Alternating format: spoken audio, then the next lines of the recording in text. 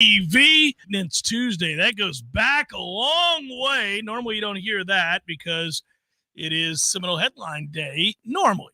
But things change in the off season in the summertime, and sometimes we have days where guys are vacationing a little bit before we get ratcheted back up into the throes of football. So today, regular JCS, we're hoping to have a Seminole Headlines for you later this week. Even if it's not a live one, the three of us will get together at some point at different locations and put together content for you via the YouTube feed and the podcast feed. But for now, it's a regular JCS, joined as I am often joined by Tom Lang. He's there. Hello, Tom. How are you, buddy? There you are. Hey, hello. I've joined you for this show when you were in your 30s, and now you're 53. Happy birthday, buddy. Thank you. Yeah, I don't know how it got to be that way. I don't know how I've arrived at a place where I can say that out loud, but I appreciate all the birthday wishes. I saw right here in the chat when I sat down, the Heisen Legal Law Firm chat, I might add. I looked over, and I was like, look at all these birthday wishes. That is awfully kind of you. And I figured, guys, that I had just taken a few days off to go to New York and visit Tom and his lovely wife, Jamie, and took the family up there and did the city thing and did the Rockaway thing, did the Philadelphia thing, cheesesteak thing, did all kinds of things. And that, probably wouldn't be cool to come back, even if it is my birthday, and take another day off. So we're here. And actually, I can't think of anything I'd want to do more right now than to be here doing this job, talking with you folks and being joined by you, Tom. I'm very, very fortunate. As birthdays will cause you to reflect. They'll maybe a little quiet reflection on a day that it is your birthday. And I was just thinking, man, I get to still do this. I get to, be happy and talk about the kinds of things that we talk about on a regular basis for a job. This is cool. And I'm excited. I'm excited about that. I'm excited about what this week looks like as we move towards the game on Friday. Now that the College World Series field is set, NC State goes into Athens, knocks off Georgia last night. Watch that game. And now you have an all SEC/ACC College World Series. Don't you think it's a sign of the times, a representation of what's happening in the sport? All year long in college baseball, if you looked at the rankings, it was pretty much ACC, SEC. If you looked at the top 12, and some of them were interchangeable. You'd have a bad week, you'd fall to 5, and then you'd move back up to 3, and then fall to 9. And somebody would supplant you. But generally speaking, you were looking at 5 or 6 ACC teams and 5 or 6 SEC teams, and they were all just taking turns, kind of knocking each other off within their respective conferences, which were the two best conferences for college baseball season. It really wasn't close. So it's not a surprise that we see a College World Series comprised of 4 ACC teams and 4 SEC teams. It is a surprise that Florida is there. I think you'd say for everybody else, it's not all that surprising. So it should be a lot of fun. I do think Florida State has an awesome opportunity here. I don't think that they're appreciably worse, for example, than the team they play this Friday against Tennessee. I've seen enough fallibility in Tennessee so far to say, if you play your best brand of baseball, you'll win the game against them. And I think for Florida State, we all know the deal. The bottom line is, if you got to win your starts from your big two. You've got to find a way to make sure that Arnold wins, that you get a win when Arnold starts, and Carson Dorsey has been really good for you. I don't know that you have to win this start, but it'd be pretty important. And the only way you're going to do that is don't tax the arms in the sense that you provide extra outs for your opponent by not picking up the baseball. Hopefully, they'll be the team that they were through the course of a season and not the team that showed a little bit of nerves. We talked about it yesterday, Tom, a little bit of nerves trying to close out Connecticut, and that allowed for 7 extra pitches here, 12 extra pitches there. Can't really do that when you get to this field where all the teams are elite. All the teams are capable of winning the whole thing. All the teams, if they play their best brand of baseball, will be tough to knock off. That includes you. So let's see how quickly Florida State gets comfortable. You can always tell when a team is a little on edge, and how quickly do they find that they're just playing a game. They're just playing a game of baseball. Yeah, it's a big game, but how quickly can they allow themselves to relax and get into the flow of a game? I always thought it was easier in football, almost more than any other sport, to find your comfort level, no matter how big the game was, because you got hit. You got hit early. Baseball is a game of a lot of standing around. A whole lot of nothing happens to you sometimes for long stretches, and you can get into your head, and you can really struggle with that. Whereas in football, it is such a fast and violent game. If you're a starter on either side of the ball, you're going to take a hit within the first 2 plays of the game that wake you up to the idea that you're playing the game. If you're sitting at second base and you're a little nervous because you haven't been as smooth in the field, and a ball doesn't get hit to you in the first inning for whatever reason, the next thing you know, you've got more time to think about that and let that marinate a little bit. So I think it'll be key to see how quickly they can calm down and just play the game. Because if they do that, if they play to the back of their baseball card collectively, they've been very good defensively. They've played smart. They've had good at-bats. They've largely run the bases well. They've done most things well, and it stands to reason that they have, because they're in Omaha as one of the last 8 teams standing. Yeah, for me, I'm going to be probably a lot like those players who were on the field at Charles Schwab in Omaha, where if in the first inning you get a ground ball and whoever's on the call says ground ball to short, I'm going to go and I'm going to inhale and I'm going to wait to see. I'm going to wait to see how on target the throw is. Or, rolled over to second, grounded to second. He's going to have to hurry. And I'm going to wait and see to make sure that the throw is on target. I am very happy to see, and we learned this last night when we were doing the Smash, that we will be playing in the nightcap. We will not be playing at the 1 o'clock Central, 2 o'clock Eastern Friday game that kicks off the College World Series, because that would have stunk. We would have had to do the thing again where, we're going to counter program so we can watch the game. We got to watch the game. But now to know for a fact, and it makes sense, obviously, with Tennessee beating the #1 overall seed and our iconic brand as it is, that we will be playing at 7 o'clock Eastern on Friday night. And I saw in the Heiselika chat there was a question from Noel Dad saying, has Jamie been announced? Well, Link Jarrett is speaking to the media tomorrow around 11:30. So I would imagine the announcement would come down at that point. I got to think it's going to be Jamie Arnold, but I would think that the announcement would come down tomorrow morning, 11:30 from the head man himself. I just like that extra bit of time, too. You could tell last week that the time of the first pitch in the Super Regional impacted their decision on the order with which to go with Dorsey and Arnold. You get an extra 5 hours, and that's if there are no weather delays. But you get an extra few hours there. That is valuable stuff, and I think that only cements the fact that you're going to go with your #1 guy. You should have already, but you're going to go with him now, I would imagine. I would think so. I would think so. And I look forward to, and I'll answer something I saw in the Heisen Legal Law Firm chat, a question about concerns about Jamie Arnold. I don't have any. I'll get to those in a moment. Somebody else mentioned in a nice birthday wish, Glenn, I think, said, wasn't it Dave Parker's birthday yesterday? No, his birthday is June the 9th. It was 2 days ago, so soon enough, is the Cobras. I don't know if you saw that celebration when they honored him in Pittsburgh this year, most recently, Tom, but that was devastating. He's been afflicted with Parkinson's, and this mighty man who in my youth was a towering figure of dominant baseball with a cannon for an arm and seemed larger than life.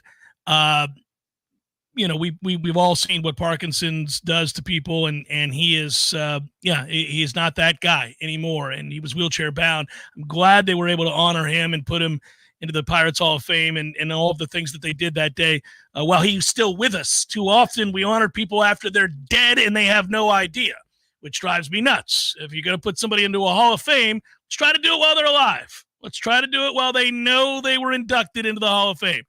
That happened. But it is weird from that 79 Pirates team that won the World Series, since you asked, as an aside, that, I got to meet Willie Stargell before he passed, but he was very ill at the time that I met him. And now here's Dave Parker. Stinks to see your heroes kind of go out that way, but it is always cool to reflect on that, especially on my own birthday. And I bring all this up not only to answer a question, but I want to say thank you. Yesterday, I was leaving the studios after doing the show, and I said goodbye to John here, the station manager, and we chit-chatted a little bit. And I'm walking out of the studios. We keep the studios locked by and large. And I'm getting ready to leave, and I'm turning the corner, Tom, and there's a mailman, and he's walking towards the hallway there. And so I said, "Are you entering the station? Do you because he's holding a package?" And he said, "Yeah." And then I said, "Oh, I can take it in." So I turn and I look, and it's addressed to me. And I thought, "Oh, great! Somebody sent me anthrax on my birthday." No, I didn't think that. But I looked at this, and I looked at it, and I thought, "Oh, okay. Well, I'll come inside and open this up." And as it turns out, it was from a gentleman. I won't say your last name, sir, because I don't know if you'd want me to reveal that. But a man who lives in Groveland, Florida, by the name of George. And again, I'd give you full credit, but I don't know if you want your last name out there, so I'm not going to do it. I haven't asked yet. And George sent me this nice note. I took a picture of it so I could look at it today. I'm not going to read the whole thing, but in short, he said, "I'm sending you this because I've been a longtime fan of the show, and I was listening to you talk one day about the fact that years and years ago, your mother threw away your baseball card collection," which she did indeed, and I've lamented it on the show numerous times. Probably too many to count, right? Wait a minute. What's going on here? And one of the things that was lost when that happened was my top to bottom collection of the 1979 world champion Pittsburgh Pirates set of baseball cards, Topps set of baseball cards. The guy sent it to me. Every one of them in pristine condition.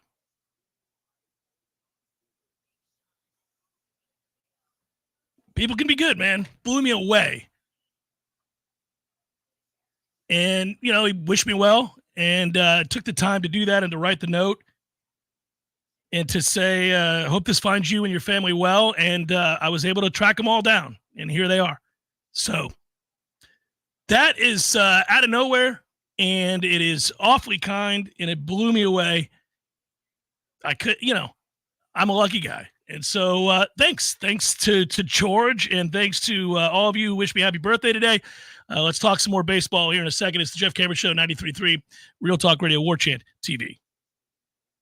Attention, Florida. Are you a victim of an auto accident? We introduce our live chat sponsor, Hyson Lika Law Firm, dedicated to representing injured clients statewide. If you've been in an accident, call Hyson Lika Law Firm at 813-803-0733 for a free consultation. Remember, there's no cost to you unless they win. Your interests come first with Hyson Lika Law Firm, the name you can trust for justice. Call 813-803-0733 now or visit HysonLikaLawFirm.com. Hyson Lika Law Firm, your advocate in times of need. Producing property and start putting you on a path to passive income. Give me a call at 954-369-6171. And don't forget, every fellow Knoll that we close a loan for, I will personally make a donation of $250 to the Battle's End. It's Shannon Young at 954-369-6171. Equal housing lender. NMLS number 373030.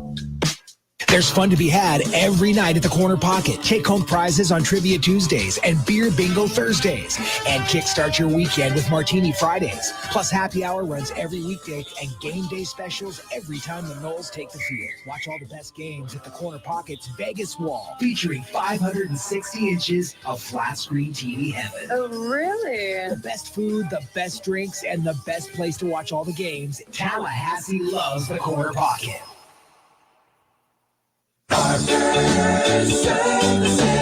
Conferences to call away. 222-7722. AC and electric is what we do. Service, repairs, and installation too. 222-7722. Parker Services. Conferences to call away. Invest in a Peak Performance membership and you'll buy peace of mind in knowing that you're extending the life of your system and probably saving money on your power bill too. The program includes comprehensive tune-ups that keep your system running at its maximum efficiency. And Peak Performance members get many benefits, including priority service. Members jump to the front of the line when their comfort system fails. And a 15% discount on all parts. The Peak Performance membership pays for itself over and over again. Call today and have peace of mind. And now offering electrical services too. Parker Services, compresses to call away. License CMC 050334 and EC 1301240. Hey, let me tell you about my friends at Tried and True Consulting, a Seminole-owned business that specializes in payments and business solutions. Tried and True's core expertise includes card, ACH, point of sale, mobile, e-commerce, and hosted payment solutions. Tried and True will help you reduce costs and increase your bottom line. That always sounds nice. Whether you're a retailer, restaurant, licensed professional, or service industry, Tried and True is saving you money. Tried and True's expertise extends to payroll, video menu ad boards, IT services, web design, and social media. It's time to make one call and tell the competition to take it on down the road. Call Don or Joe today at 844-464-6653. That's 844-464-6653. When you do business with Tried and True, they contribute 10% of the net revenue to the Battle's End. So go Tried and True today. Call 844-464-6653. Life is stressful. Dinner shouldn't be. That motto is why Register Sausage has been doing business in the Florida Panhandle and Lower Alabama for over 75 years. A proud sponsor of Seminole Headlines, Register Sausage always provides the best Southern smoked sausage to over 140 grocery stores and restaurants throughout the Southeast. Headliners have discovered the Register's difference. You can too. To find a store that carries Registers near you or to buy directly, head to registermeats.com. That's registermeats.com. Register Sausage. Yay, sausage! The Jeff Cameron Show, brought to you by Orange Theory Fitness. 2 Tallahassee locations, Midtown on Thomasville Road and Northside in the Village Common Shopping Center. Online at orangetheoryfitness.com.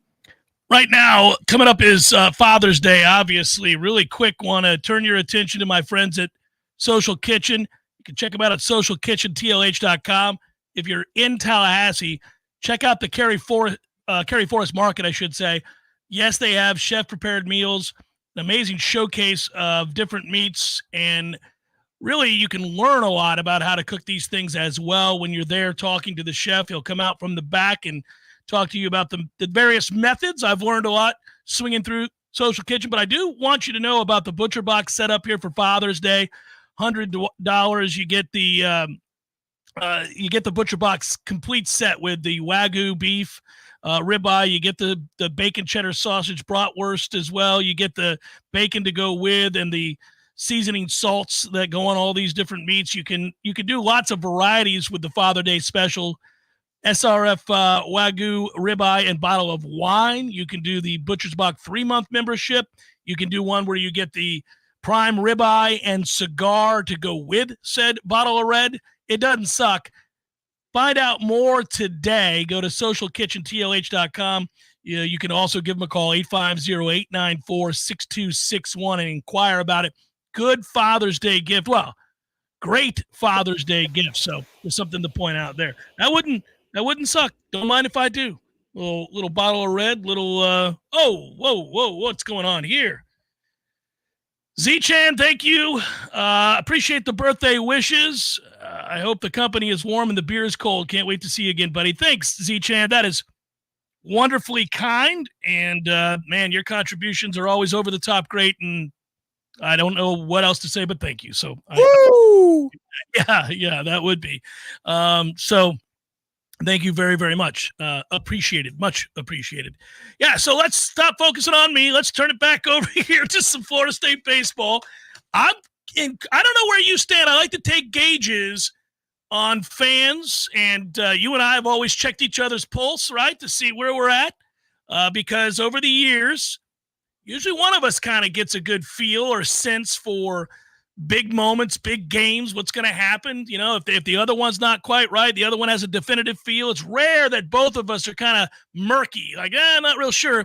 But I like to ask those in the chat as well, hey, man, and ladies, what do you think? I'm feeling good. I feel really good. Now, I'm sure when we're all gathered around the big screen on Friday night and we go to watch first pitch, because there is something of magnitude on the line, something major is happening here, you're going to be nervous, but that's any big game. I'm nervous even when I'm really quietly confident about a football game or a basketball game or whatever it might be, just because the consequences of losing are so great.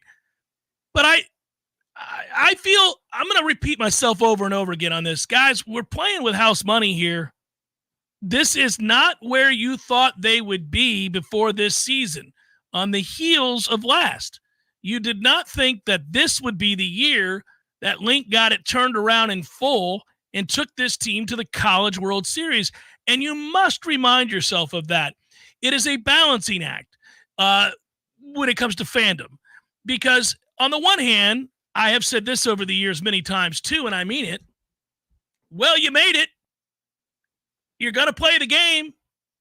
You might as well go win the whole damn thing, right? Like once it happens and you're there and the stakes are high, go ahead and just keep on keeping on. That's a given. We all want that. But, it's harder to remember, and I'll use a football analogy, that if for some reason your team went 4-8 in a given campaign and the next they were 12-0 in the college football playoff, you would have had to admit that that was not to be expected and that you're playing with house money and this is all gravy and a loss will hurt, but goodness gracious, does it portend of great things to be. So in that sense, I'm already over the moon of the accomplishments of Link, staff, players, etc. I want to win it all. I think they're capable of winning it all, but I think we're also playing with house money here. Yeah, it's a weird spot to be in because typically when you have a comeback like this or a resurgence like this, you've already done enough and you are a decided underdog at the next step. That's what follows it. You're not a decided underdog here. There's a defiance to this group, and this is something that we've seen out of transitional rosters, or let's say the leaders of a transitional period in a program's history. LaMarcus Joyner was cut a little bit different by the time 2013 rolled around than his successors the next year in 2014. Those kids that rose up the ranks in 2014, they knew Florida State as excellent. They won a national championship with Florida State largely if they were a starter. Very different than the campus that LaMarcus Joyner walked to and arrived at when Jimbo Fisher was in his first year as Florida State's head coach. Very different situation. And so there was this anger that he played with. He was not satisfied. He was never satiated. The same could be said for Telvin Smith. The same could be said for Timmy Jernigan and some other players on that roster. They were never satiated because they knew the bitter taste of sucking as a program. It was awful. And this baseball team has that, a little bit of that to them. The kids that have hung around, like a Ferrer, like James Tibbs. Jamie Arnold hadn't seen a whole lot of success before this season, and he wasn't even the ace, quote unquote, before the season started. There's a defiance to this group that I really, really like, and it fits the role that they're about to play on Friday night very neatly. Tennessee has a lot of Wake Forest in them, or Wake Forest has a lot of Tennessee in them about, the showmanship. It's over the top. It's worse than what we do. All of these things line up to where attitude-wise, the pressure's on Tennessee, the pressure's not on Florida State. The expectations on Tennessee, the feel-good story is Florida State. The defiance, I would think that the neutral observers in the crowd would be pulling for Florida State and not Tennessee because Florida State comes in as an underdog, at least on the sheet of paper. And especially if you're in that half of the region and you're buying tickets and you're North Carolina or Virginia, you're rooting for Florida State in that situation, not Tennessee. So the crowd is going to be pulling for Florida State in a weird way. I just love the way this atmosphere sets up for the Noles, but it's only as good as the pitches you throw and whether or not you hang a 2-1 slider when you're trying to pitch backwards, get ahead, or even up the count. We'll see how it all shakes out. But the mentality fits the assignment very nicely, and you've got the talent to do it as well, which is, of course, the biggest part of the equation. I couldn't have pictured a time where the way you describe Florida State's moxie would be at a similar level to the outward behavior of the Tennessee players, but it's true. They will allow us to retort, said Scream, and show you up. But there was a time not all that long ago where, because I thought Florida State was the classier of the two in a given weekend series, where teams would behave in a way that you and I certainly would think warranted a fastball to the neck. If this was professional baseball, that's what would have happened. And I remember Georgia Tech would do that to us when we went on the road. Clemson would do that to us when we went on the road. And rarely did we show a similar fire in response. And I don't know that I took it to mean weakness, but it felt that way. It felt intimidating that one team was, for lack of a better term, showing their ass around every turn and cared not for the etiquette of the game, while the other was as buttoned up as you would expect a team led by 11 to be, which was you respect the game. And I really resented that after a while. After a while, I got to be of the mindset that while I respect that, the genesis of that, I wanted us to feel free to be free and to tap into the competitive fire that is an intense matchup between two even competitors in a fiercely combative arena. And we wouldn't do it. Now we do it after every pitch. we do it after every run, after every walk, after every out recorded. It happens to mirror the entirety of the sport that has gone this way. So it's less abrasive than it would have been if this is who we were 10, 15 years ago. Now you're just another kid playing college baseball who's reacting like every other kid playing college baseball.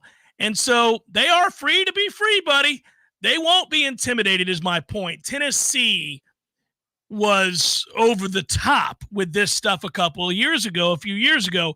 And oh, by the way, it was Link Jarrett that brought a Notre Dame team in there and showed no fear and beat them in Knoxville and eliminated them on their way to the College World Series. Now here's Link Jarrett again, tasked with a similar responsibility, the same responsibility, only this time in Omaha. And he lets his guys play footloose and fancy free. There's no doubt about that. It's a disciplined footloose and fancy free, but it's an emotive footloose and fancy free. And Florida State will respond to every yell with a yell, every hard slide with a hard slide, every stare down with a stare down, and every emotional trip around the bases with a thunderous boom as they enter the dugout. There's just a little bit of a difference, though, in this team. I don't know they'll be able to replicate it without, going back down in the valley. Clemson's phrase or whatever, their little hashtag was Clemson grit. They've been good for a while, man. This group, this Florida State group, I get there's a lot of transfers that comprise the lineup, that comprise the pitching staff and the overall clubhouse. There was a lot of turnover from year to year, but there's a lot of holdovers too, including the ACC Player of the Year, who has seen a lot of bad baseball, who has been a part of teams that lost a bunch. Ira made a great point yesterday. It's one thing when there's a 5 to 10 minute breakdown in right field after a game is over and you're winning 40 games a season and Link has your attention. If you're losing 22 out of 25 and you've got to do that every day, that gets old. And you live through that and you feel the lows. But then when you reach the other side, man, you are forged in fire. And that's the thing I love, is that these guys get to go try to pay it off in a way this football team did not get a chance to this past December. You saw how bad it was, and now you've gotten to this pinnacle, and you're still an underdog, but you are more than having a puncher's chance of victory here. It just this fits very nicely, but you still got to go pitch. You still got to go hit. You can't boot a ball that's a routine grounder to second base. You got to play composed. It is within their power to do something without outside help. And I think that's the best part here. It might say 1 versus 8 in the program and in the scorecard, but man, this is an even fight on Friday night. 100% an even fight. Oh, absolutely agree with that. And I do think that it's a fine line. They are unfazed by the mistakes that they do make. There are consequences for those mistakes, like the added pitches on the arm that I alluded to, but they are unfazed psychologically. I haven't seen yet an error beget an error beget an error. I've seen individual mistakes made, sometimes in the same inning, but it doesn't carry over to their plate appearance. You don't all of a sudden see Lodis have a terrible 3-pitch at bat because he booted one. That's not how these guys have been built. And that, again, I think is a testament to each one of them, but also the mindset that Link has instilled. play the game. It's still one of my favorite things that Jimbo used to say all the time, and he would preach to his teams. And we've gone over every aspect of Jimbo Fisher's coaching and what it was and what was good and bad and everything else in between. But one of the things I always liked, and it was spoken like a true competitor, and you could tell he's a former player and quarterback, it's almost like that of a defensive back. You got to know that bad things are going to happen. The other guys are on scholarship too. Play the next play. Stop worrying about whatever that was and play the next play. I feel like this team does that all the time. I mean, they don't get mired in that. You saw the mistake stockpile last year, and time and again, you'd be like, "Oh man, he's in his head. This is a nightmare. Oh God, here we go." You don't really see that with this group, whether it's a poorly executed pitch, a poor decision on the base path, something happens defensively where you don't pick up the baseball. Doesn't typically carry over to other aspects of the game. And he has instilled in them that kind of toughness that gives you a chance to match the intensity of the other side. Who's, I think with every one of the teams, you'll see a firm belief. NC State had no doubt in their mind last night they were going to beat Georgia. Watch those ABs. Watch the way that they reacted to one another, even in some intense moments. I mean, things were starting to get away from them in the ninth, and that kid ended up finding a resolve to make some pitches, to find the plate again. Yeah, the two things. So one thing about NC State, I was kind of not wanting them to make the field. They're dangerous, man. That's a dangerous they are. Not that I was rooting for the ACC over the SEC or anything like that, but just, man, they were very impressive. And what they were able to do when they decided to rise to the occasion in the ACC slate, that is a dangerous team that just made the field. For us, the only thing that seems to be contagious and go bad is bullpen control. And that's about the only thing. But, if you're going to be playing ahead, or you're going to be playing from the winner's bracket, if you can succeed with your top-end pitching, you're not going to run into those circumstances as often. But if you do drop the game on Friday and you've got to find your way back to winning 2 out of 3 to advance to the final series, you will have to overcome that demon. 100% you're going to have to overcome that particular issue. But by and large, if you're not talking about that phase of the club, they're extremely tough. It's just, that's the gratifying thing here, is they're mentally tough. They've got the bravado, but then also this past weekend in the Super Regional, the first game was a cakewalk. The second game was very challenging in so many different ways, and they were able to overcome it in so many different ways. And your best player got to see the ball go over the wall, not once, but 3 times, and look out, because he was a missing piece to what had been a dominant postseason. But he had not been himself, and now he's feeling good about himself heading to that ballpark. Yeah, man. Okay, they're in a good spot right now. They got to be feeling great about themselves. Oh, yeah, they have to be really excited about the opportunity. I mean, this is a chance. When you're really good and you know you're good and you've got a lot of confidence in what you do, you can't wait for the opportunity to express it, to go out there and do what you do, to go out there and dominate in some cases, or certainly put your best foot forward. That's why practice sucks. Almost in every sport, practice sucks. I mean, the lone exception is I like to practice golf. Like, I like to hit golf balls. That doesn't suck. I like to chip. I like to putt. I like to hit the range. Doesn't suck. Every other sport, when you're practicing, pretty much sucks. So you live for the moment to play the game, to be able to execute the way you know you can. And they certainly know they can. Our friends at Tried and True are prepared to help you start saving money and making money. That's a good one. As a business owner, you get to choose between one of 3 offers they got going on over the entirety of this summer. They have done this thing right. You can do $1,000 off a point of sale system, or no gateway charges for 1 year, or a free video menu board or ad board when you become a Tried and True client. They are really making this impossible to look away. You need to reach out, find a way to make more money. They're going to do that for you. The offer is extended through July 31st. Get in on the savings. Don't forget, 10% of the net revenue will go to the Battle's End.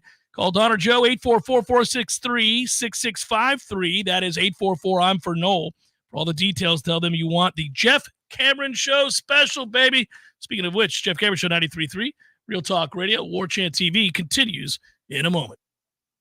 Your local news now. Of Colquitt County Jail inmate Joanne Tyson, 48 years old, died at the jail on Thursday, according to the coroner. At around noon, the GBI was requested to help investigate Tyson's death. The coroner has stated that no foul play is suspected. The GBI is currently awaiting autopsy and toxicology reports to help in the investigation. It is unclear when the final results for both will be available. The investigation is active and ongoing. One Christian nonprofit relief group traveled to the capital city last month to offer cleanup assistance following the tornadoes that swept through the area. Samaritan's Purse Ministry, based in North Carolina, received more than 600 requests from residents in need of help. Hundreds of calls are still coming in, and volunteers are desperately needed to fulfill the requests. Volunteers do not have to be trained. They just need people who are willing to help. Those interested in volunteering can call 850-933-0682. This is Rachel and A with the Real Talk 93.3 Local News Update, brought to you by Macklemore Systems, Tallahassee's go-to Mac store. Check them out online at MacklemoreSystems.com. This is meteorologist Paul Trombley with your Real Talk 93.3 weather update. Slight chance of thunderstorms this afternoon. Otherwise, sunshine mixed with clouds at times. Highs around 95. Winds out of the north, 5 to 10 miles per hour. Slight chance of thunderstorms tonight, 73. A mix of clouds and sun tomorrow. Slight chance of thunderstorms. Highs level off around 95. This report is brought to you by the Lawn Johns. For all your landscaping and lawn care needs, visit thelawnjohns.com. Right now, it's 89 degrees. Sarah here with Seminole Auto Glass. Hey, Greg. Hey, what's up? It's turkey season. Have you hit one yet? A turkey? No. Good for you, because we've seen more turkey suicides than anything lately. Oh, no. Yeah, we had a pretty foul morning. Oh. But our customers just went to Seminole Auto Glass and uploaded their insurance card. We got them back on the road with feathers flying in no time. Hey, Greg, which side of a turkey has more feathers? The outside. Oh. Better call Seminole. Seminole Auto Glass. Call 850-539-4527. Dream it, plan it, do it. Brian Barnard's Flooring America offers a straightforward way to shop with our streamlined shopping. Finding the right flooring is simple. Visit our newly remodeled showroom featuring the Room to Explore shopping experience, where our knowledgeable staff will walk you through the steps. Our family has been serving the area since 1976 with a local staff of more than 35 people trained in flooring sales and design. We know floors, and we know styles. Let us help make your home timeless. Brian Barnard's Flooring America, where friends send friends. Life is stressful. Dinner shouldn't be. That motto is why Register Sausage has been doing business in the Florida Panhandle and Lower Alabama for over 75 years. A proud sponsor of Seminole Headlines, Register Sausage always provides the best Southern smoked sausage to over 140 grocery stores and restaurants throughout the Southeast. Headliners have discovered the Register's difference. You can too. To find a store that carries Registers near you or to buy directly, head to registermeats.com. That's registermeats.com. Register Sausage. Yay, sausage!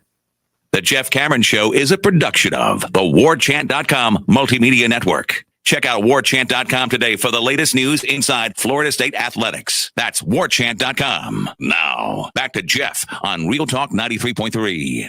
Optimist Climb writes an after baseball question, fellas. If you had to pick one dude to realize their potential this season, would you choose Marvin Jones Jr., Hakeem Williams, or somebody else?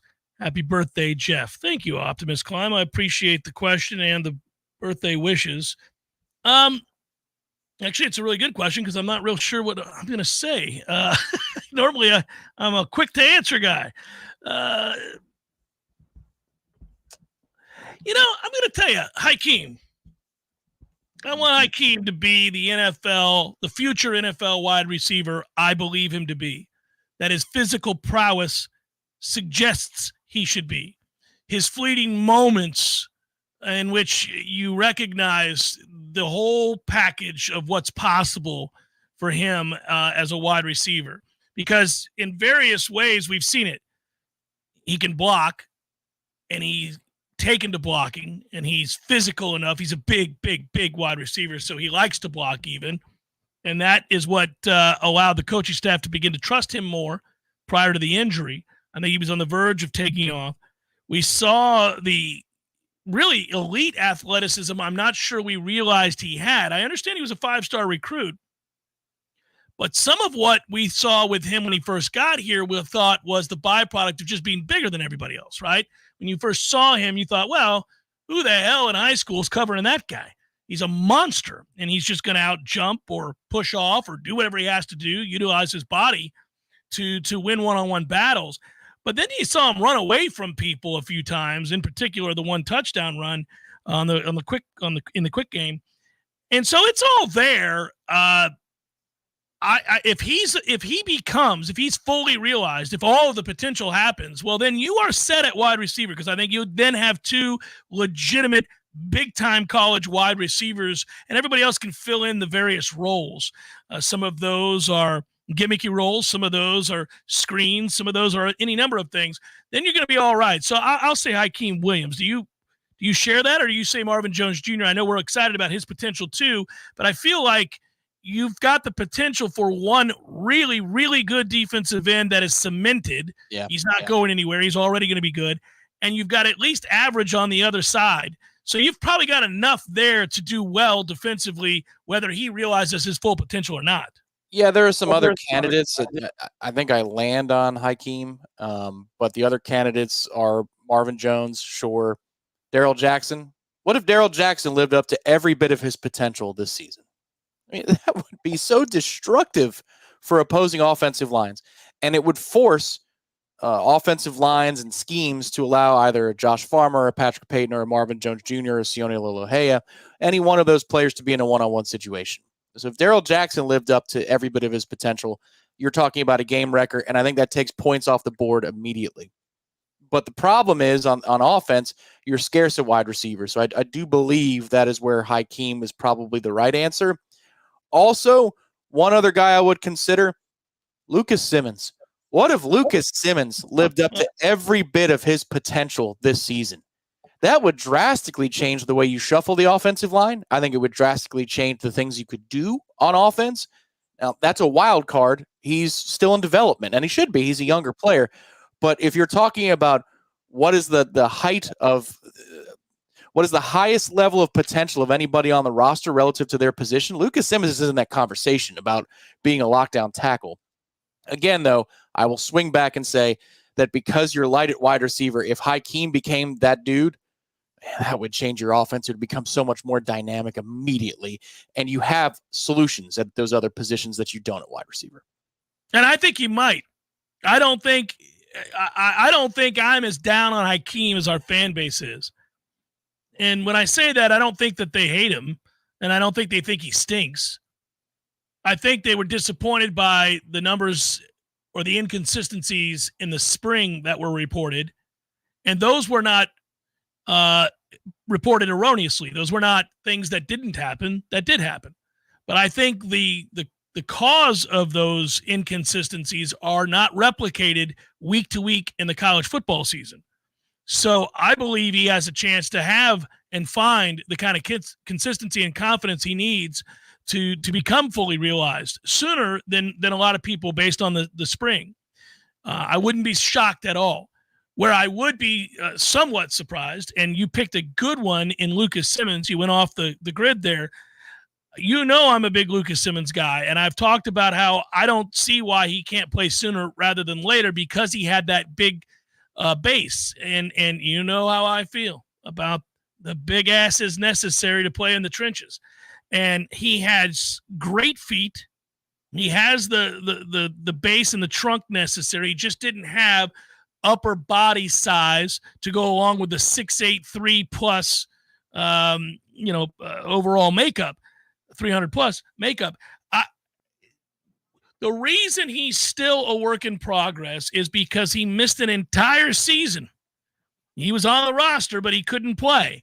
And had that not happened, we would be talking about him as, in my mind, a guaranteed starter. He is a prototypical left tackle in the National Football League. He has the length. He's got the footwork. He's got the ability to bend at that size. Let's just hope he gets there. Let's just hope it happens to where this offseason has been very fruitful and he's been able to put in the work. Because I agree with you. At that point, man, you have him and Darius Washington as your tackles. You brought in two monsters in the interior that are extremely athletic for their size. And they're going to run the ball by punishing people with those two. And then you have a technically sound, very smart center who's a little undersized but makes up for it with the technical skill set that I alluded to. So all the strength in your running the football, which is what you know Mike wants to do, You then utilize the play action that we've talked about time and again with the speed on the outside and the big arm of the quarterback you brought in. It would have been worth noting that if we were going to debate this a little bit with some of the names that were mentioned in the question, that perhaps we should just say DJ. Because if he reaches his full potential, then the most important position on the field is a player having incredible tools, and they're becoming fully realized, which is for him an NFL arm and body type, which would then change who you are. It would, and this is going to sound like a slight, and I don't mean it. I just think he's closer to what his potential is already. He's got tools, but, I mean, the consistency has not shown at any point in his collegiate career. That's true. You can now, if it happens here, like I've said before, then Mike Norvell and Tony Tokars will be known as quarterback whisperers they'll be household quarterback whisperers in the game of football. Tony Tokars' name would be the one that benefits more because most people know Mike Norvell at this point. If Alabama calls coming, your name is out there and people recognize what a badass you are. But if Tokars pulls this one off and DJU looks like not a different player, but a step up from what he's been at Clemson and what he's been at Oregon State under a head coach, mind you, Jonathan Smith, who is well loved. If this guy is another success story to go along with a Jordan Travis success story, Norvell gets credit as well, but Tokars' star would be on the rise in a whole new way. And it might happen. I don't put it past him. What Jordan Travis did to improve over a few year span was remarkable. Maybe they got some secret sauce here. Maybe it's a little bit of the player and a little bit of the coach. Well, I think Tony's an up-and-coming star. I already believe that. I think Mike Norvell is a great offensive mind who puts his quarterbacks in a good position to succeed time and time again. Wouldn't be surprising to see a kid who's played that much football take a big step forward.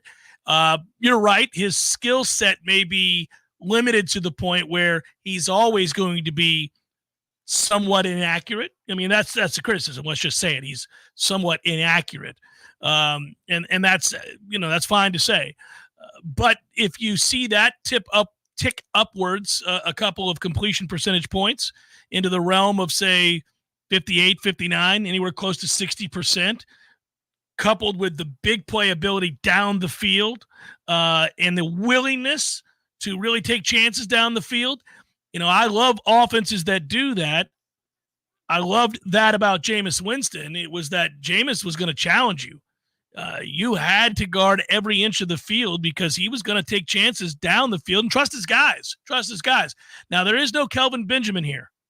And it's easy to trust some, superstars. Rashad Green was the most fluid route runner we'd seen in eons, and what he did after the catch was plus. And then you had a monster that you can't replicate. I mean, who the hell is out here looking like Kelvin Benjamin in college football? So it became a little bit easier to challenge you down the field. It's just remarkable, though, his arm strength, and we all know that, and we've documented that. But it does change things. It's almost like Little League, or when you were in travel ball. For those of you that play travel ball, at the end of the game, a key situation, there's one out, runner on third, or maybe nobody out. And what is the outfield positioning in that situation? Only go as far back as you can make a throw to home plate in a reasonable fashion.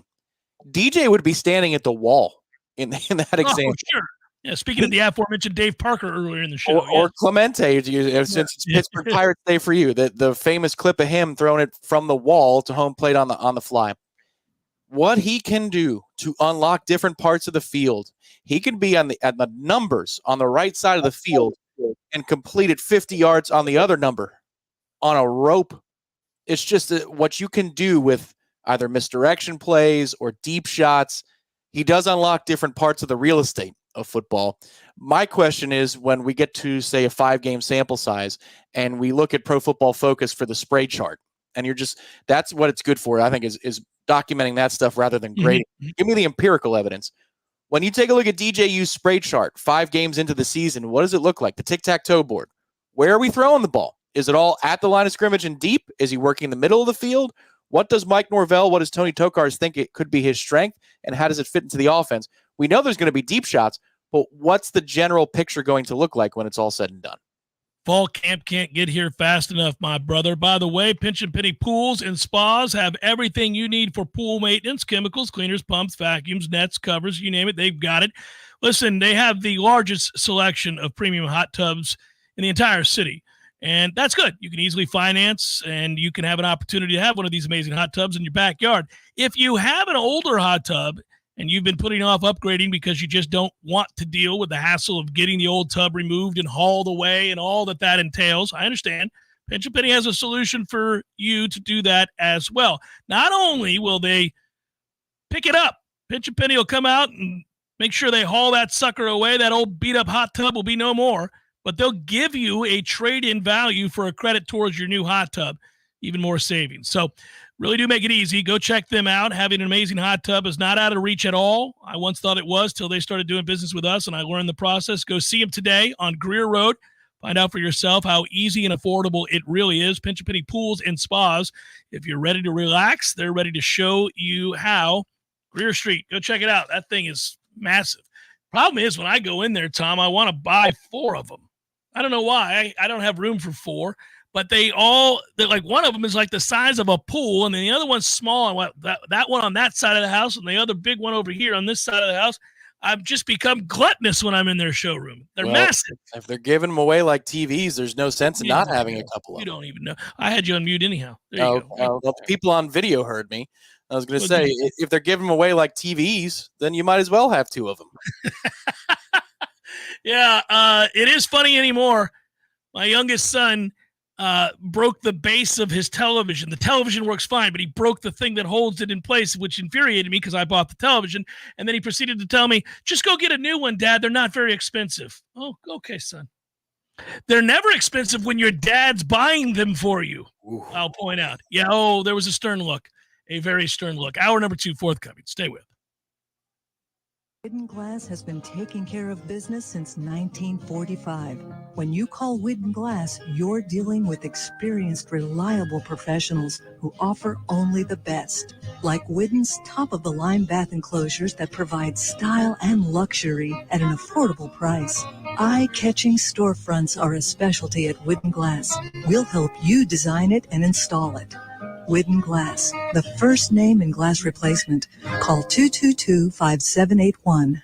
Surprising flavors, cultural authenticity, and unique adventures are some of the main ingredients that go into every single plate served at Café de Martín, Tallahassee's best Peruvian dining experience. Led by classically trained Chef Martín, passion for culture, passion for flavor, and a passion for people can be felt from the moment you step inside. Café de Martín also offers an unparalleled outdoor dining experience in the garden. Surrounded by vibrant flowers and plants and nestled between carefully curated decor, the shaded and breezy outdoor garden features elegant live music regularly, and the romantic evening lighting makes Café de Martín the best place to share conversation and connect with the ones you love. Every dish is made from scratch, and every drink is handmade by trained bartenders, offering the very best margaritas and old fashions in the city. Take a trip to a Peruvian paradise right here in the capital city. Visit Café de Martín and El Bar on Capitol Circle Northeast in the Esposito Shopping Center. Open daily for lunch, happy hour, and dinner. Find the full menu online at cafedemartin.com. You probably already know that Pinch a Penny Pools and Spas is your one-stop destination for all pool maintenance needs, offering everything you need from chemicals, cleaners, vacuums, nets, and more. But that's not all. Pinch a Penny also carries a huge selection of premium hot springs hot tubs paired with easy financing options, making these luxury hot tubs affordable for everyone. And if you have an older hot tub and you're worried about the hassle of removing it, worry no more. Pinch a Penny will not only remove and haul away your old hot tub, but also offer a trade-in value for a credit towards your new one. So why wait? Visit Pinch a Penny's 12,000 square foot showroom today on Greer Road and discover how effortless and affordable owning a fantastic hot tub can be. Find out more at TallahasseeHotSpring.com. That's TallahasseeHotSpring.com.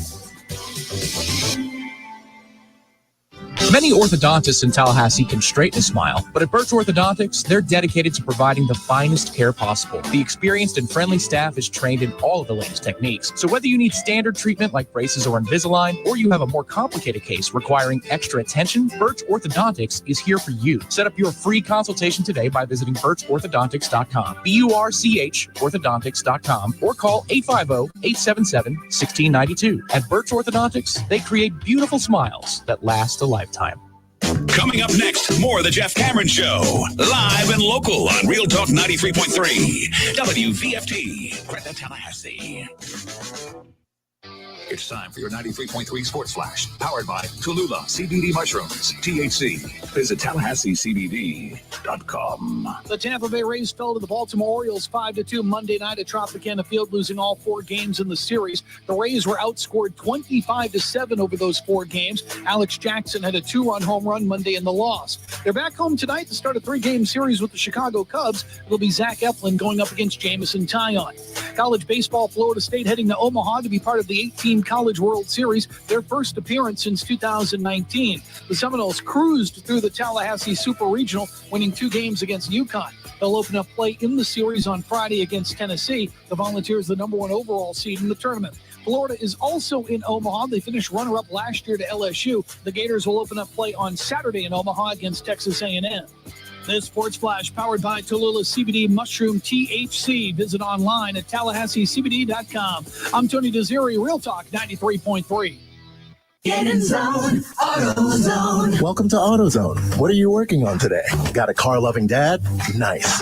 We've got a Father's Day sale. Right now, our Armor All Ultimate 8-piece bucket kit is just $25. That's soap, a wash mitt, wheel cleaner, tire shine, glass wipes, and interior wipes. Plus, a bucket to use for the wash. All for just $25 at the AutoZone Father's Day sale. Now through the 16th. Get in zone, Auto. I'm Robert, and I'm a general pest technician at Paul's Termite and Pest Control. I have a fantastic job working for an amazing company. Every day, I take great satisfaction in knowing the work I do helps protect the health of the customers I'm honored to serve, and their pets too. Many are now my friends. Paul's is a local North Florida-based company, and they are constantly teaching all of us techs about the ever-changing needs of our unique part of the world. I'm Jay, and having the privilege to work with people like Robert and all of our employees is truly an honor. There is no doubt that the staff of Paul's Termite and Pest Control is the best in our industry. All of our people are local, and local really does mean something. We're North Floridians. Our kids go to school here. We shop here. We build relationships here, and we honor our commitments. To all of our customers, thanks for trusting us to protect your family, pets, and home. For the elimination of termites, any other pests, and a greener lawn too, call Paul's. We'll get them all.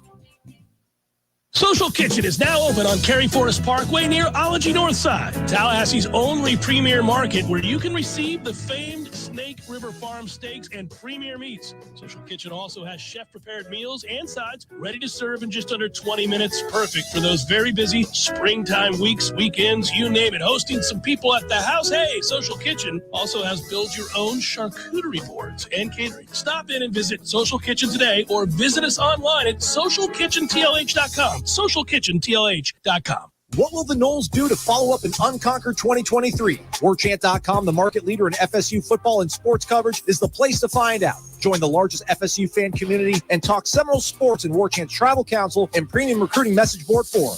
Enjoy cutting-edge team coverage led by managing editor Irish O'Fell and lead writer Corey Clark, and inside scoops on the transfer portal and recruiting classes with Michael Langston and Matt Lassere. Backed by the best national recruiting network in On3, there's no debate. Warchant.com's your ultimate Seminole sports source. Sign up today.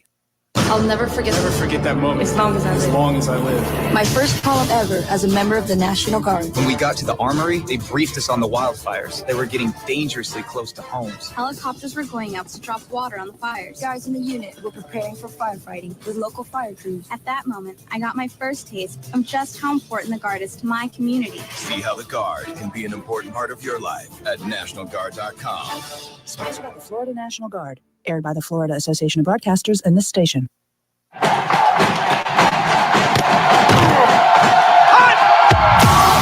Broadcasting live from Florida's capital city, this is the Jeff Cameron Show, brought to you by Orange Theory Fitness on Real Talk 93.3. Now, stop what you're doing and listen closely. It's time for the Jeff Cameron Show in 5, 4, 3, 2, 1.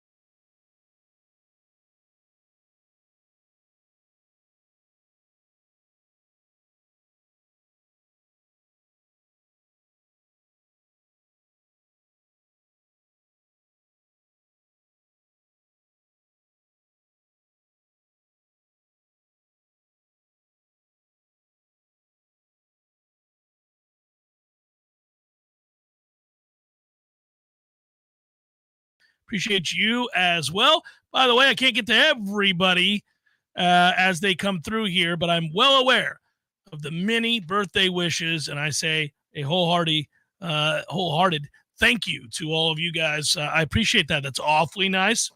Puts a smile on my face, which I appreciate on my birthday. So thanks so much. No Seminole headlines today, as the three of us trying to get our schedules together during the summer months can be a little bit difficult at times, just vacations and the like. So we'll try to get one out there this week to you for sure. But in lieu of that today, we just went ahead with your standard Jeff Cameron Show. We may at the very least have the podcast and YouTube versions of Seminole headlines later this week. We shall see if that's possible. Ira still has to make his way out to Omaha to cover Florida State and take on Tennessee. Look forward to that, and look forward to perhaps, we'll see. I haven't decided just yet, but maybe I'll pull the trigger and make my way out to Omaha too. Maybe do some shows live in Omaha, Tom. That wouldn't suck, huh? Well, I would be very jealous, so it would suck for me, but you'd have a great time. Yeah, I think you should. Ira was talking last night that the last 2 times he's been to Omaha, he hasn't had a chance to see the town. He's just been in the press box the whole time. So I know you know the town a little bit better. You know some of the haunts to go figure out and the right times to slide in, slide out. Mm-hmm. And yeah, how many times have you been to Omaha over the years? Only twice. Oh, only really? Twice. Yeah, not more than twice. 2 times, and loved it both times. But it's been a long time since I was there. And yesterday I wore the 2008 cap when I was out there, and I'll tell you. I do love the way they embrace college baseball. I'll continue to say that. Ira, buddy, there's not a ton to see in Omaha. It's not like you're in New York or Chicago or Boston or Philly or LA or Atlanta or wherever, and you're missing out on the city life. There are some select places to go, and I'd be happy to accompany you there. James B., that's too much, man. It's awfully kind. I said the same thing last hour. Goodness gracious. Just kind-hearted souls out here, and I appreciate that. He writes, okay, I welcome hour number 2 with a hearty happy birthday, Jeff. Thanks, James B., man. I really, really do appreciate it. The wish itself, the birthday wish itself would have been just fine, but, I certainly don't turn away money. That'd be crazy of me. I'm not going to do that, so thanks a lot. George did. Okay, the guy. Yes, sir. Thank you. This is the man that sent me the birthday pack that I described at the top of the hour to start the show with the 79 Pirates collection intact. And, man, that was incredible, George. I can't thank you enough. I'm watching. I'm glad you got your package. Happy birthday, and hope you have many years of looking at your beloved championship 79 Pittsburgh Pirates. You know what I hope I'm looking at, George, is the latest champion edition of the Pirates that is sometime after 1979. I've been waiting forever, but that will always be my favorite collection of players and my favorite team.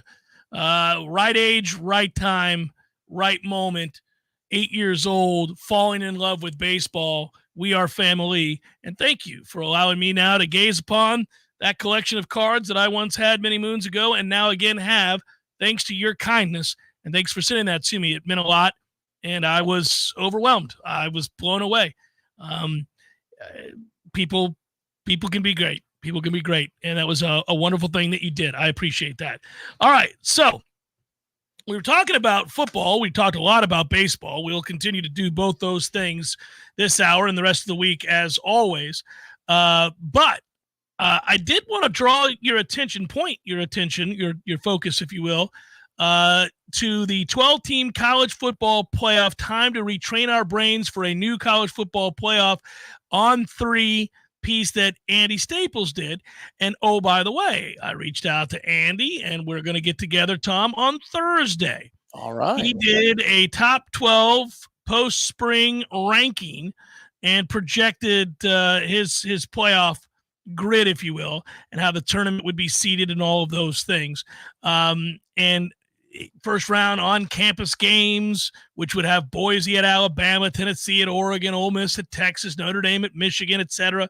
And he is bullish. To make a long story short, he is bullish on our beloved Noles here. He's got Florida State, I believe, when this all played out, if I saw the graphic, does he have them in the Final Four? Yeah, he has them earning a bye.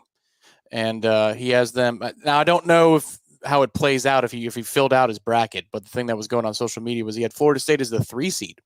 They would be the 3 seed in this year's college football playoff. So that first weekend of December the 20th/21st, when you're watching games in stadiums, we would be doing just that, watching the games in the stadiums, waiting to see who our opponent would be in the next round, which would be the round of 8 of the college football playoff. So it's just weird to see that setup. It is weird to see that bracket that looks like something that one would make up in a fictional format on NCAA football, not the reality that we're about to live, but it is the reality that we're about to live.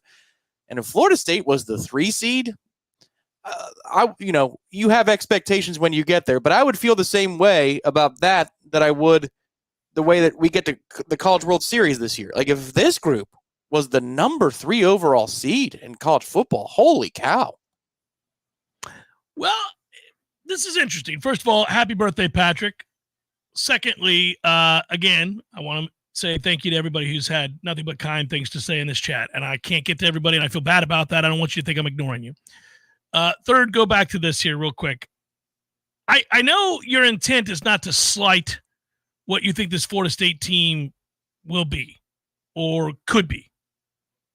But it almost sounds that way when you say you'd be like stunned if they were the 3 seed. Yeah, and that's with even us doing W's and L's, and we had one loss picked between the two of us because of the way the schedule laid out. Now, I think we both anticipated that they would do more in the portal to address immediate needs. They're still good. Don't get me wrong. This is a good football team. Mm-hmm. But if the committee is forced to put them in the number 3 position, what wild accomplishments would Florida State? It wouldn't be just about the wins because the wins aren't enough. What we know is that the wins are not enough. You've got to do it in resounding fashion if you're Florida State. If you're Florida State, you don't have to if you're Alabama. You can barely beat USF and win on a miracle Hail Mary against Auburn and get in. But if you're Florida State, you're right. You can't afford to look shabby, not even for a week. You put us in the number 3 seed. That means to me that we would have to have gone 13-0, and multiple SEC teams would have 2 to 3 losses. I mean, because if they have 1 loss, they're putting them over us. So but with that schedule, with some of those marquee matchups scattered about where they are, and in Andy's playoff bracket, he has Notre Dame making the playoff. So you would have a lot of high caliber moments, high caliber wins, and you would have to have done so in resounding fashion in order to be in that position. So. Yeah, man, that would be a wonderful, wonderful season for us to watch if that's how it played out. I'll say this, all, snide comments aside, I just think Florida State's going to be good. And I thought that at the end of the year, said to everybody who would hear me that I thought their offense would be better than it was this past year, gave the reasons that I thought that. And I think that this defense will be good enough. Pretty damn solid, in fact, because it's deeper on the back end. I don't know, man. When I know in a vacuum, when I go through the schedule, I feel really bullish on Florida State. Cumulatively, it is a little bit more difficult, right? I mean, I think you look at the schedule and you realize, this is a little bit more pitfallish there are moments where you could see that the games add up to a problem this particular week or something like that, But if they are able, I like them to, I know that it's trendy right now when they're projecting W's and L's in all of the season previews that we've seen, like Phil Steele and others. It's trendy to pick Florida State to go on the road and lose to Notre Dame. You see that a lot. A lot of people think that's the game Florida State's going to lose. I do not believe that to be true. I think Florida State is going to go and beat Notre Dame. Now, I am slightly more concerned currently with the Miami game. I think Miami's going to be good. I think they're finally going to get some pretty good quarterback play. And I think that the defensive line for Miami is tough. And you go on the road there, it is the lone time that they'll have a decent environment. It's always the case when we come to town. We're the rock stars, and so they come out to see us. And that's great. That rivalry's real. That's a game that concerns me a little bit. Clemson concerns me a little bit just because every year their defense is very, very good. And last year that defense really kind of dominated the day. I mean, let's just all be honest. Clemson should have won the game. Now, this game this year is here, but I don't know the kind of home field advantage we're going to be looking at with all the construction and all the stuff that we continue to talk about, kind of the bastardization of the home field advantage that would be. It will not be in place. You look at the schedule. I think the road we're on the road against SMU. So the road SMU game concerns me a little bit. Other than that, I have considerably less concern. Although I think there are a lot of people out there that are worried about Memphis's offense, which is a very, very good offense. So you're gonna have to play well. This is it's a tough debate because when the schedule first comes out, you take a look at those breaks that you get, and I just love the scattered bye weeks. They land in very, very good places. The only gripe that you could have would be Miami, North Carolina, Notre Dame in sequence. You've got 3 bye weeks this year, and to have one on November 16th kind of stings. But if you're just looking at this as a 12-game canvas, this is not. You get the beautiful lead up to Florida. The Clemson lead up is going to be tough. SMU on the road, followed by Clemson. That's a tough 1-2 punch. But you've got Cal before it. You got time there. In the lead up to Miami, you're playing on a Friday night at Duke, and that's not last year's Duke. Their coach is gone. The quarterback's gone. He's at Notre Dame now. The coach is at Texas A&M. So you have the extra day to prepare for Miami. I mean, and North Carolina certainly isn't going to be what it was with a top 5 draft pick. So this is laid out very nicely. It's just I do wonder about that first half of the schedule because Memphis could be tough. SMU I think is going to be difficult, and then Clemson at home. We don't talk about that game very often, but the Clemson at home, that's not going to be a cakewalk. Oh, God, no. I've mentioned Clemson before. I think that there's still residual talent on that defense that is problematic. Clemson will play hard. They'll play angry. They'll play good defense. If you're not playing well, again, I don't know how much of a home field advantage that's going to be next year for Florida State.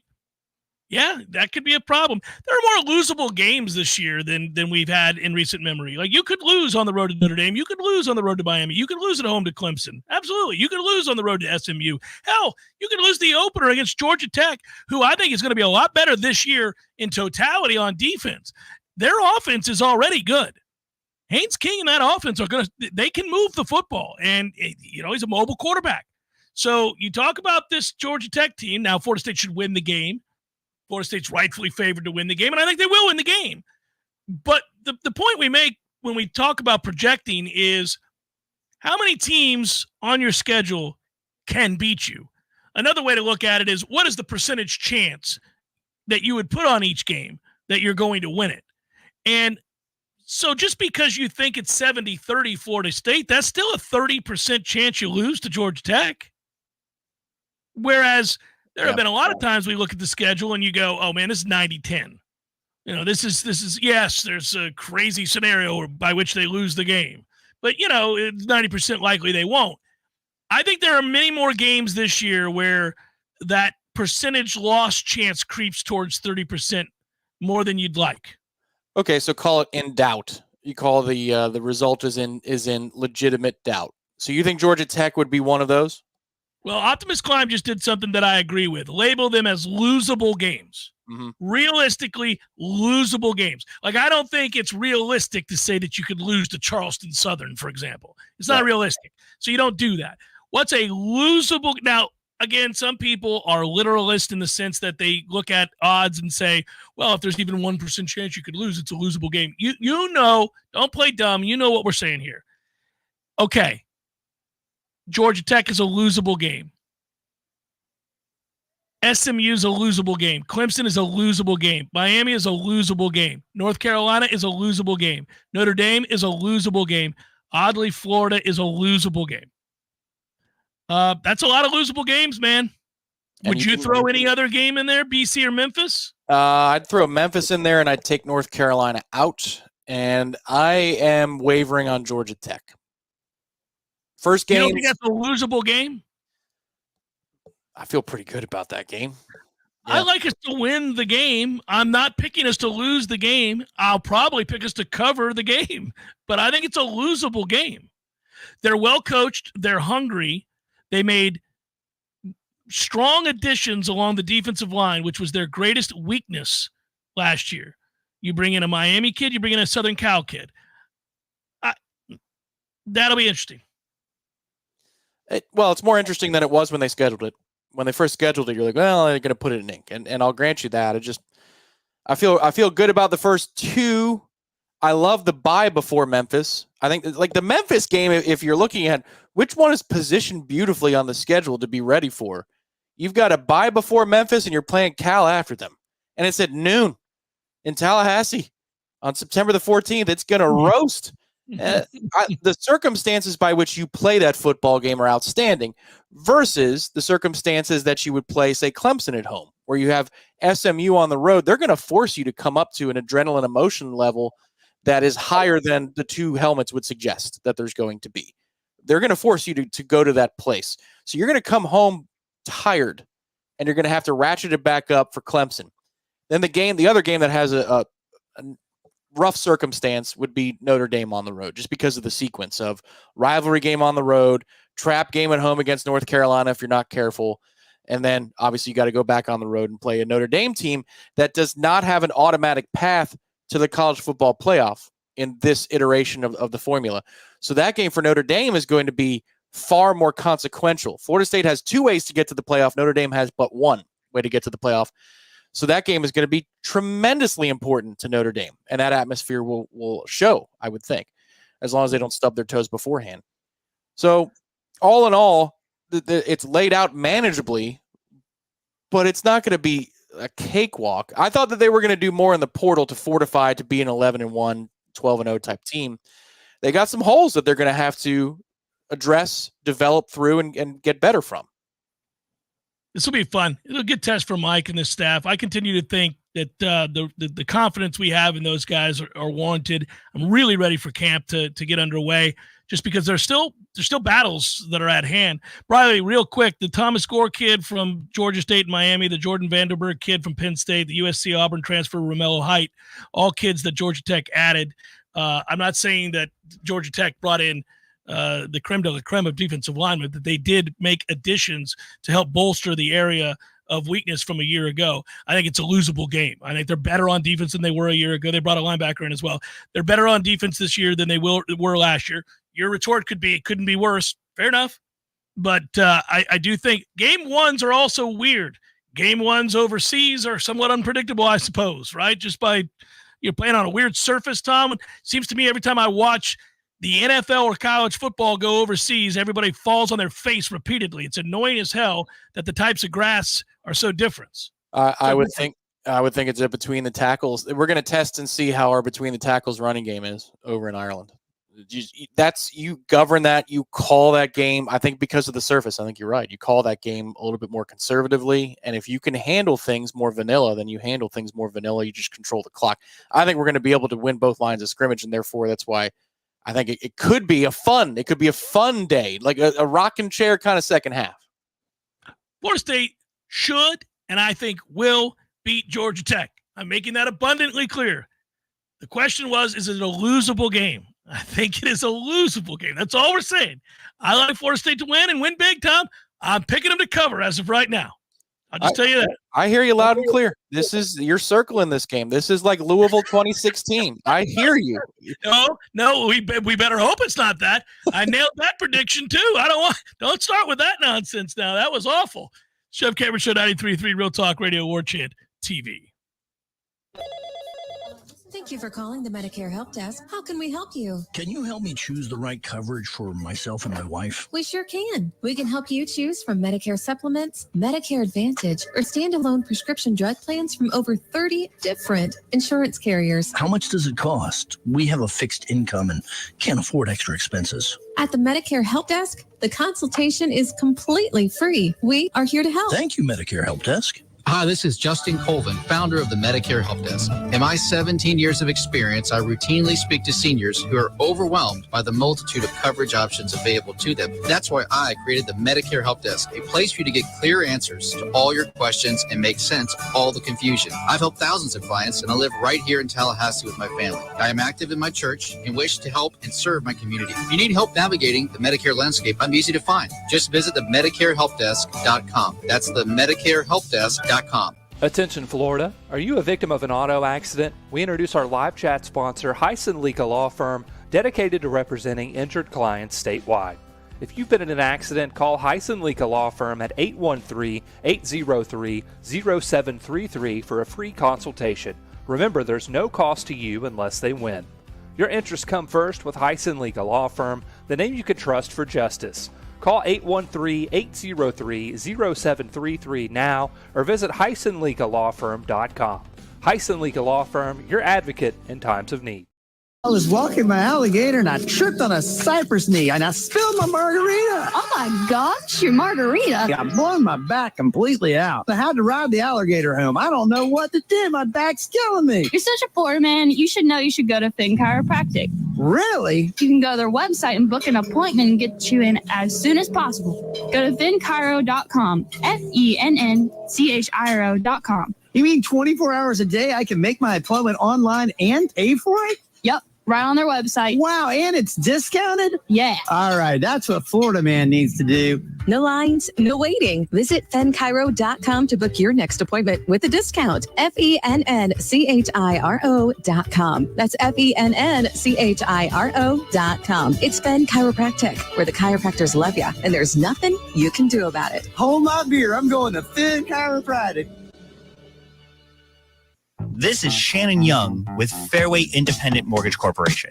Sellers, are you stuck between wanting to sell your home and waiting for rates to fall? Are you worried about the contingency of having to sell your home? What if you didn't have to? With a 2-1 rate buy down, you can lock in a lower interest rate for the first 2 years of your mortgage and get the home you want now, all while having a higher chance to buy that next home with the contingency of selling yours. If you wait for rates to fall, you risk more competition, sellers less likely to wait, and paying more for that next property. If you're stuck, we need to talk. Give me a call at 954-369-6171. Again, this is Shannon Young with Fairway Independent Mortgage Corporation. That's 954-369-6171. And don't forget, for every loan we close for our fellow Noles, I will personally donate $250 to the Battle's End. Equal housing rent. NMLS number 373031. Life is stressful. Dinner shouldn't be. That motto is why Register Sausage has been doing business in the Florida Panhandle and Lower Alabama for over 75 years. A proud sponsor of Seminole Headlines, Register Sausage always provides the best Southern smoked sausage to over 140 grocery stores and restaurants throughout the Southeast. Headliners have discovered the Register's difference. You can too. To find a store that carries Registers near you or to buy directly, head to registermeats.com. That's registermeats.com. Register Sausage. Yay, sausage!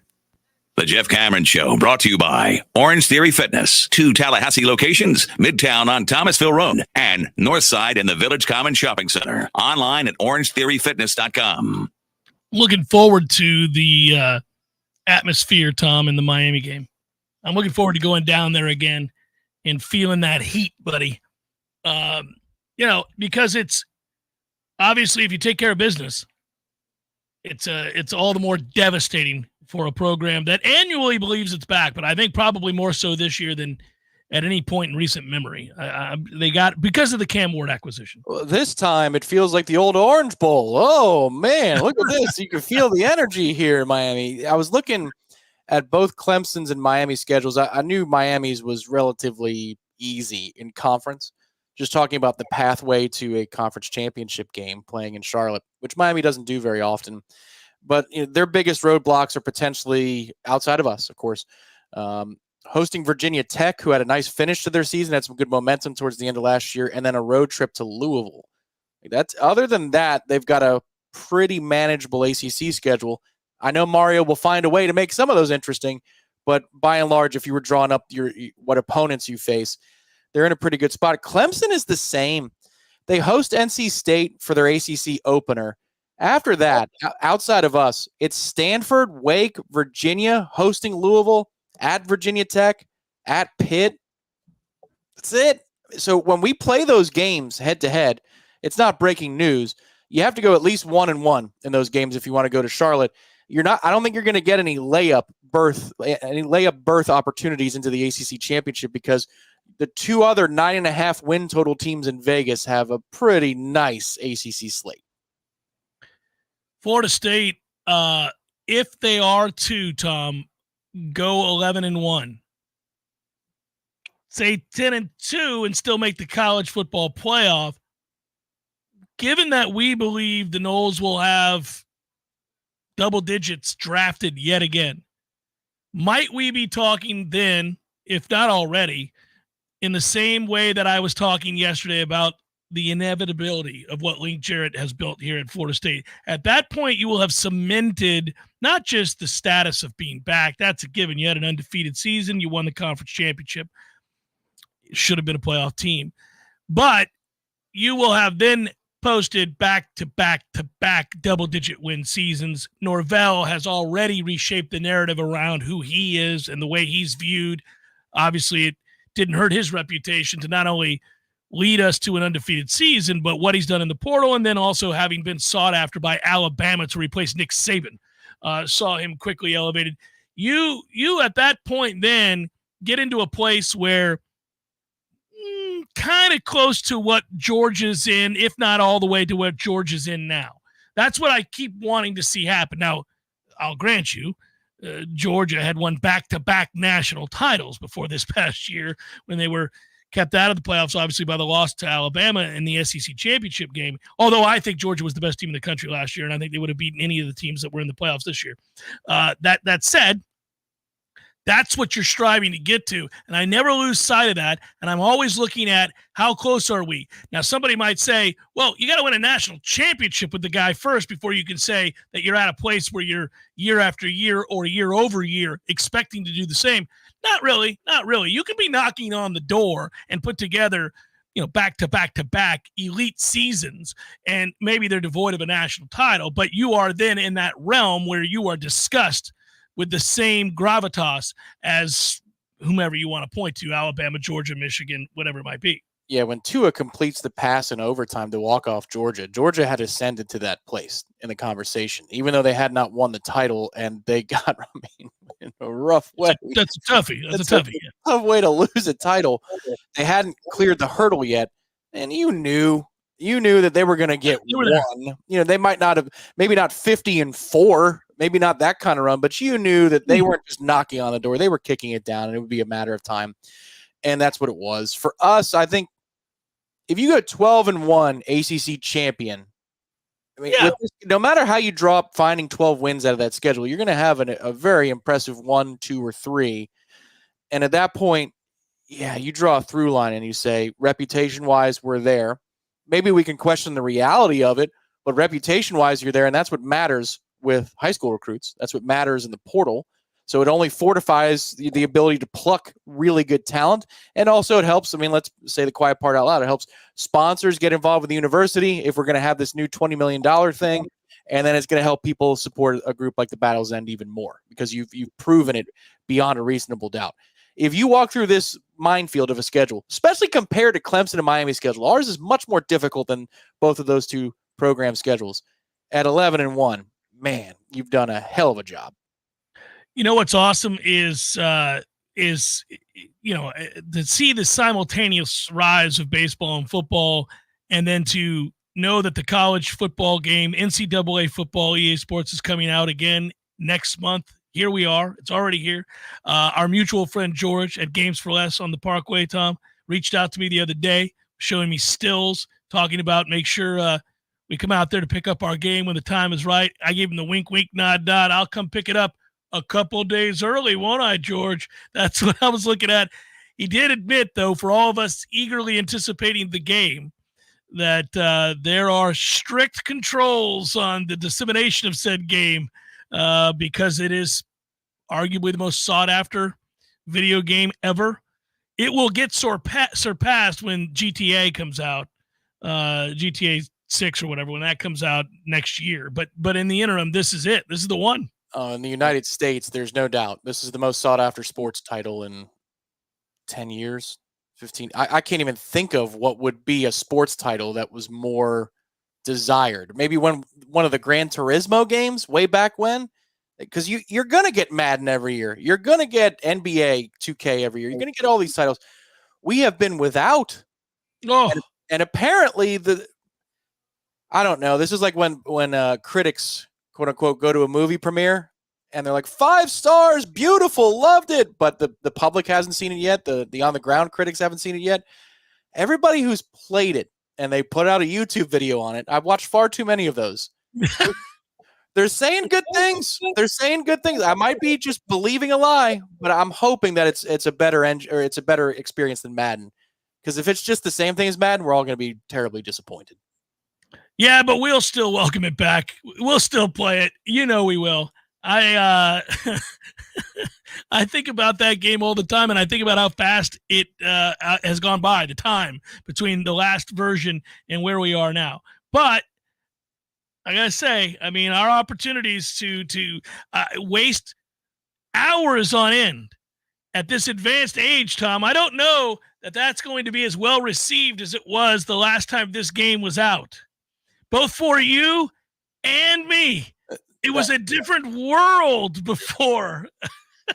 I think I know in our online dynasty that I had with my boys back in the day, our GPAs all took a massive hit. Because of the online dynasty and the immersive nature that we allowed ourselves to be a part of in the online dynasty. We go get us those 55-cent McDonald's hamburgers and a case of Natty, and we go to war. But even still, we can. If there's a will, there's a way. I just think there's going to be a lot more of your Florida room or my basement or my living room, where the spouse might poke their head throughout the door at 1 a.m. and they see the light of the television on the walls of the house. Yeah. God, he's at it again. Shake their head, go back to bed. Yep. I'm just glad my oldest son is of driving age now, and I'm no longer getting up to take them to school. So if a night were to happen like that, I'm not on the hook for making sure everybody's up at 6 doing what they got to do. I'd be like, gonna sleep in till 7 today, gang. You guys can fend for yourselves. Riley, that's well played. I hear if you play as Michigan, you get to see the play that the other player picks before you choose your formation. Well done, sir. Well done, sir. There have been plenty of jokes at the expense of Miami and Mario Cristobal as it relates to this game release as well. Yesterday, I think Georgia Tech, like on their official site, had one where they said, I dare you not to take a knee. And then they show the play. It's great. It's fantastic. They should do that forevermore, by the way. Jeff Cameron, 93.3 Real Talk Radio, Warchant TV continues in a moment. Your local news now. A father and son were rescued after a weekend fishing trip went wrong, and the pair were tipped into the waters in McCullough County. The pair were fishing about 300 yards from the St. Mark's Lighthouse when another boat passed by, leaving behind a wake that sank the duo's watercraft. The pair was launched into the water, and a Good Samaritan in a kayak stopped to help the two, who were stuck, treading water for about 20 minutes as they waited for help. The son had a life jacket on, and a school resource officer with WCSO, who works as a boat handler during summer breaks, happened to be patrolling nearby and was able to come to their aid. Chief Teachers across Florida are expected to get raises under the new state budget. Governor DeSantis announced during a news conference Monday he will authorize a $1.25 billion to increase teacher salaries when he signs the budget. The increase is more than what was budgeted last year. The Florida Education Association wants to see more state investment, though. Florida is ranked last in the U.S. when it comes to teacher pay. This is Rachel Lene with your Real Talk 93.3 local news update brought to you by McLemore Systems, Tallahassee's go-to Mac store. Check them out online at McLemoreSystems.com. This is meteorologist Paul Trombley with your Real Talk 93.3 weather update. Slight chance of thunderstorms this afternoon. Otherwise, sunshine mixed with clouds at times. Highs around 95. Winds out of the north, 5 to 10 miles per hour. Slight chance of thunderstorms tonight, 73. A mix of clouds and sun tomorrow. Slight chance of thunderstorms. Highs level off around 95. This report is brought to you by the Lawn Johns. For all your landscaping and lawn care needs, visit thelawnjohns.com. Right now, 91. Dude, that's quality radio right there. Tell us how you really feel. Sorry, man. I'm just so tired. And why do we think we're tired? Oh, I haven't made the grassroots coffee yet. Yep, grassroots coffee. Tastes even better than it smells. Roasted to perfection. And so many blends and single origin coffees. You can have a different tasting coffee every day of the week. You can order directly from grassrootscoffee.com. And with a Grassroots Coffee subscription, you'll never run out of your favorite brew. Locally owned, locally roasted for everyone and loved everywhere. That's Grassroots Coffee. There's fun to be had every night at the Corner Pocket. Take home prizes on Trivia Tuesdays and Beer Bingo Thursdays. And kickstart your weekend with Martini Fridays. Plus happy hour runs every weekday and game day specials every time the Noles take the field. Watch all the best games at the Corner Pocket's Vegas Wall, featuring 560 inches of flat screen TV heaven. Oh, really? The best food, the best drinks, and the best place to watch all the games. Tallahassee loves the Corner Pocket. Life is stressful. Dinner shouldn't be. That motto is why Register Sausage has been doing business in the Florida Panhandle and Lower Alabama for over 75 years. A proud sponsor of Seminole Headlines, Register Sausage always provides the best Southern smoked sausage to over 140 grocery stores and restaurants throughout the Southeast. Headliners have discovered the Register's difference. You can too. To find a store that carries Registers near you or to buy directly, head to registermeats.com. That's registermeats.com. Register Sausage. Yay, sausage!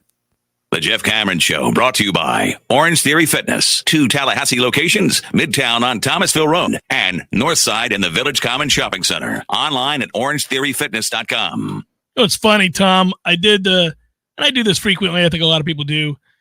You go to the college football page, whether it's ESPN or it's whatever site you like to look at. They have the various articles that have come out within the last week, and you refamiliarize yourself. There was one that came out yesterday, NCAA 2024 College Football Realignment Tracker. And as I went through that, I'm reminded that you do have to refresh your memory. You know, ACC now 17 schools after adding Cal, SMU, and Stanford for the 24-25 season. Your 2023 teams listed out as we know them to be. And then there you see it. Big Ten, they do the additions of UCLA, USC, Washington, Oregon for the 2024 list. Big 12, you see the additions of Arizona, Arizona State, Colorado, Utah, none of whom were there a year ago. Pac-12, you sadly go, well, they're all gone. They're all gone, except for Oregon State and Washington State, which now comprise the Pac-12. It's 2 teams. And the SEC, of course, in addition to the other mouth breathers that you know and love, you get Texas and Oklahoma added to the list. And you can do this for all of them, the AAC and the rest. And it is weird because you're going, oh, that's right. They went to the AAC. I had forgotten about that. Yeah, I mean, like, we could be playing Stanford for the ACC championship this December in Charlotte. Could very well do it. It could happen. Army, by the way, was added to the AAC, if you must know. Did you know the lone addition to Conference USA, Tom, as I impromptu quiz you? The lone addition to Conference USA. Let me refresh your memory, sir, that Conference USA, as currently comprised, or at least as of last year, was FIU, Jacksonville State, Liberty, Louisiana Tech, Middle Tennessee, New Mexico State, Sam Houston, UTEP, Western Kentucky. They added one other team. Do you know who it is? Air Force. Kennesaw State, buddy. Oh, right. Okay, of course. Kennesaw State. Good point. I just thought it would be funny because I know you wouldn't. I knew you wouldn't, and I wouldn't have either. And I wonder how much of our audience knew that Army had joined the AAC. They are 14 teams as they were a year ago, but they lost the valuable SMU brand to the ACC and decided to go out and reach out to Army. So this is good for me to know, given we were just talking about the college football game. I'm always Army to start. I'll be dominating the AAC, buddy, soon. Get you some. Coach Cameron, AAC champion Coach Cameron and his cadets are going to be out here getting it done. And we used to play the Conference USA dynasty. I don't know what – that's too low of a conference now. I guess we go American. In our you have to pick one that was on that level. I guess the American is probably where we need to go. Because a lot of those Conference USA teams from 10, 15 years ago are in the American now. It pretty much is the old Conference USA. Yeah. You could do the Mid-American. You could do the Sun Belt. Ooh, Fun Belt. We could do MAC or Sun Belt. I think that's probably the way to go. Can you name the teams of the Sun Belt? Is Troy in there? Troy is in there, yes. That's it. That's all I need. That's who I'm going to be. I'm going to be the Troy Trojans. Isn't Texas State there? Yes, Texas State is there. You know that because of Lee Sterling. No, I know that because when they played here and their logo was awesome. Yeah, it was awesome. The teams of the Sun Belt are App State, Arkansas State, Coastal Carolina, Georgia Southern, Georgia State, James Madison, Louisiana Monroe, Marshall, Old Dominion, South Alabama, Southern Miss, we just saw, and Texas State and Troy. I will tell you there was a time where if I wasn't Army to start the year, I was Old Dominion. That conference has that's got a lot to work with. You can, because what we wanted to do back in the day was spread it out geographically. So we had we had Tulsa and Houston and Southern Miss and UCF. So in those 4 places, you got your own recruiting footprint. You can most certainly do that with the Sun Belt. Appy State would be a prized commodity in terms of building an NCAA football dynasty in a lesser conference. Absolutely. Before I get to it, I want everybody to know that thank you for the birthday wishes, but you did know, I hope it didn't get lost in your celebration of me, that it is Paul Skeens Day. And how cool is it on my birthday? I get a Paul Skeens Day, buddy. The whole league celebrates Paul Skeens Day. All fan bases exult the great Paul Skeens on Paul Skeens Day.